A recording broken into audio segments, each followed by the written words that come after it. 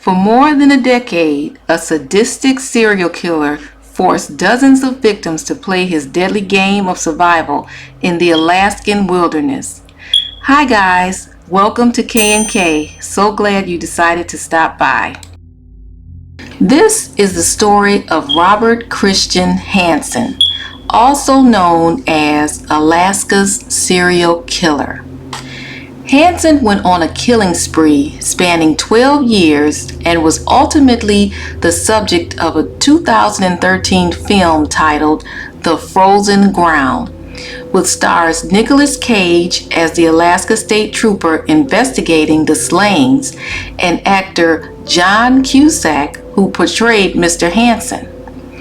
Born February 15, 1939 in Esterville, Iowa, to Christian and Edna Hansen, Robert was considered a quiet loner who had a horrible relationship with his domineering father. His father was very strict and forced him to work long hours in the family bakery. As a child, he was bullied mercilessly for his severe acne and horrible stutter. He would recall his face as, and I quote, one big pimple. Shunned by the fairer sex, he grew up hating women and having fantasies of cruel revenge. After graduation from high school, he enlisted in the United States Army Reserve and served 1 year before being discharged. He later worked as an assistant drill instructor for the police academy in Pocahontas, Iowa. There, he began a relationship with a late adolescent girl, and they married in the summer of 1960. On December 7th of that year, he was arrested for burning down a local school bus garage in retaliation for perceived abuses from his past and served 20 months of a 3-year prison sentence. While incarcerated, his wife filed for divorce. Hansen would serve several sentences for petty theft several times afterwards. In 1967, he moved to Anchorage, Alaska after remarrying in 1963. He took flying lessons and purchased his own private plane. He became a famed hunting champion of Dall sheep, wolves, and bear with a rifle or bow and arrow, and even broke several records documented in the Pope and Young's Book of World Hunting Records. In 1972, Hansen was arrested twice more, charged with abduction and attempted rape of a housewife and the rape of a prostitute. Serving less than 6 months on reduced charges, he was picked up again for larceny and shoplifting a chainsaw in 1976. He was diagnosed with bipolar disorder and prescribed lithium to control his mood swings. However, he was non-compliant with the medication. Hansen was eventually released from prison after serving less than a year on a 5-year term, as the Alaska Supreme Court considered his sentence as too harsh. By then, he had 2 children with his new wife, and after his release, would later open a bakery with money from an insurance settlement due to a break-in and theft at his home. In 1980, construction workers discovered a shallow grave on Eklunta Lake Road that contained the half-eaten body of a young woman, and police suspected it may be one of the missing girls, but due to the poor conditions of the decomposed body, identification was impossible. She became known as Eklunta Annie. On September 12, 1982, workers found a second shallow grave near the Nick River, which borders Anchorage, Alaska, with a remains of a 23-year-old topless dancer, Sherry Morrow. She'd been reported missing a year earlier. The body had been shot in the back 3 times with a .223 Ruger Mini 14 hunting rifle. Oddly enough, the body had been redressed as there were no holes found in the victim's clothing. In 1983, Hansen sent his wife and 2 children on a European vacation, which gave him opportunity to run ads in the local newspaper seeking women to join him in finding what's around the next bend and over the next hill. On June 3rd, a 17-year-old street worker, Cindy Paulson, was approached by a pockmarked, nervous-looking small man with a terrible stutter. After price was agreed upon, she entered his pickup truck. Paulson said the man pulled a .357 Magnum and handcuffed her. He later drove to the suburbs of Anchorage and pulled outside a large blue-gray ranch-style house and forced her inside. After being repeatedly assaulted, her captor drove her to Merrifield Airport near a small blue and white aircraft. She was told that they were going to fly to the Alaskan wilderness, and he stated that he'd taken lots of girls there for fun. The red-haired man then began loading supplies into the plane. Seeing this was her only chance to escape, she pushed the driver's door open and ran toward the lights on 5th Avenue. She could hear her captor chasing behind her, shouting, "Stop or I'll kill you." Running, she was later picked up by a driver, 36-year-old Robert Young, and brought to the Anchorage police. She gave the police detailed descriptions of the captor's house, car, and plane. After a review of recent records from the flight tower, the police then identified the owner as 40-year-old Robert Hansen. Police arrived at Hansen's home and confronted him. After a search of the home, it was clear from Paulson's account of the crime that she had been in the home. Hansen provided an alibi that he was with 2 friends, John Sumrall and John Henning, at the time he was accused of raping Paulson. Both men were interviewed and corroborated his story. Hansen denied the accusations, notably saying, "You can't rape a prostitute, can you?"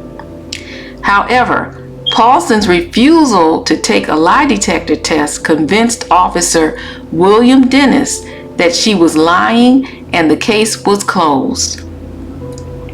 Officer Greg Baker, the policeman who had taken Cindy's initial complaint, was sure that she was telling the truth. Detective Glenn Floth of the Alaska State Troopers Police, who was heading the Topless Dancer Task Force, was contacted and began his own investigation into Hansen's background. On September 2nd, 1983, 3 months after the rape and kidnap of Cindy Paulson, a third body was found on the banks of the Nick River. A topless dancer identified as 17-year-old Paula Goodling was murdered exactly the same way as Cherie Morrow and had been redressed after death. Anchorage police now realized a serial killer was in their midst. Assistance from the Federal Bureau of Investigation was requested after the third body was found. Roy Hazelwood and legendary profiler John Douglas were brought in to assist on the case. The killer was profiled as an experienced hunter with low self-esteem, having a history of being rejected by women, and would be compelled to keep souvenirs of the murders. Douglas noticed that Hansen was of small stature, heavily pockmarked, and suffered from a speech impediment, and in turn would suffer from low self-esteem due to teasing from peers and lived in isolated areas. He was probably using prostitutes as a way to get revenge. Eventually, it surfaced that Hansen had served 12 years early in 1971 for kidnap, rape, and assault with a deadly weapon. Douglas suspected Hansen's friends were covering for him and encouraged Floth to re-interview Hansen's friends, Henning and Summerall, about Hansen's alibi and threatened them with perjury. The threat worked, as both men recanted. admitting to lying to help Hansen out of what they thought was a domestic situation, and they also stated that he committed insurance fraud. A warrant was issued for Hansen's arrest and search of his home. On October 27, 1983, Robert Hansen was arrested at his bakery and taken to Anchorage Police Station. The interview room was carefully designed with maps of the Neck River, pictures of grave sites, and files of victims on the desk. Hansen was left alone with these items and watched through a two-way mirror. He appeared intrigued by the evidence. While being interviewed, officers searching his home were about to leave when they found evidence in a hidden space in the attic, tying Hansen back to the victims. The most damning being a .223 caliber rifle. Initially denying the connection with the murders, he confessed after being presented with overwhelming evidence. Hansen stated that if the girls complied with his wishes, they were flown home. If they resisted, he would hunt them at gunpoint. On February 27, 1984, Robert Hansen was brought before Superior Court Judge Victor Carlson at Anchorage Courthouse and pled guilty to 4 murders and 13 others that he had not been formally charged with. He was sentenced to 461 years plus life without the possibility of parole. Hansen did not show any remorse during the sentencing. He later pointed out the grave to state troopers and recovered 11 bodies over 8 months. Some of the victims remain anonymous, unknown even to Hansen, but others were identified. During a helicopter tour of the gravesite, he became excited and exhilarated, reliving the murders over and over in his head. Hansen, even though handcuffed, was known to dig vigorously in chest-high snow drifts and triumphantly pointed out the graves of his victims. By the end of the summer of 1984, 11 bodies would be found, 10 of which had been formally identified. All were reported missing from the Anchorage area during Hansen's reign of terror. Hansen is currently serving time in Spring Creek Correctional Center in Seward. All his hunting records from Pope and Young were removed from the record books. His wife and children tried to remain in Alaska but left due to harassment.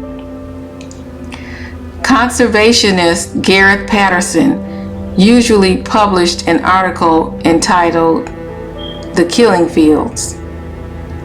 Patterson noted similarities between trophy animal hunters and serial killers. Certainly one could state that, like the serial killer, the hunter plans in advance the type of victims he intends to target. Also, like the serial killer, the animal trophy hunter plans his killing with great care and deliberation. Both the serial killer and animal trophy hunter also share a compulsion to collect trophies or souvenirs of the killings. The serial killer retains certain body parts and or other trophies, almost the same reason as the big game hunter mounts a head and antlers taken from his prey as trophies of the chase. On February 21st, 2003, years after Eklunta's body was found, Alaska State Troopers were asking for help in identifying the body. According to the report, the victim was a white brunette in her 20s wearing knee-high jeans, brown high-heel boots, sleeveless shirt, and a brown jacket. She has yet to be identified.